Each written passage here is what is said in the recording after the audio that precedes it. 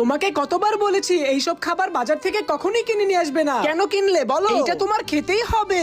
আমাকে খেতে বলছো? ফেলে দিয়েছি এটা আমি। তোমাকে কিন্তু এই থাম থাম, তোরা ঝগড়া করিস না। মা, তোমার ছেলে এই অখাদ্য খাবারটা খেতে আমাকে জোর করতেছে। আমি যা বলেছি তাই, তোমার খেতেই হবে। তোমার সাথে আমার কোনো কথা নেই, আমি চলে গেলাম। দাঁড়া দাঁড়া, তুই এই বড়দুপুরে কোথায় যাচ্ছিস? এমন করিস না, আজকে আমি রান্না করে তোদের খাওয়াবো। আমি খাবো না কিছু। ঝগড়া করবে ওরা, সমাধান করতে হবে আমার। বন্ধুরা, তোমরা যদি আপেল খেয়ে থাকো ভিডিওতে লাইক করে দাও, চকলেট খেয়ে থাকলে সাবস্ক্রাইব করে দাও, আর তুমি কোন ক্লাসে পড়ো সেটা কমেন্টে লিখে দাও। বন্ধুরা, আজকে গরুর এই বড় মাংসের পিসটাকে মজা করে রান্না করব। তাই সবার আগে পানিতে এটাকে কিছুক্ষণ সিদ্ধ করে নিতে হবে। সিদ্ধ করা শেষ হয়ে গেলে এটাকে ভালো করে পিস পিস করে কেটে নিতে হবে।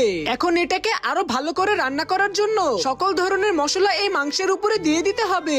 এখন এটাকে কিছুক্ষণ রান্না করলে আমাদের রেসিপিটা একদম তৈরি হয়ে যাবে। চুটকি, রান্না করা হয়ে গিয়েছে, তাড়াতাড়ি খেতে চলে আয়। হ্যাঁ হ্যাঁ, দাও দাও, খেয়ে দেখি কেমন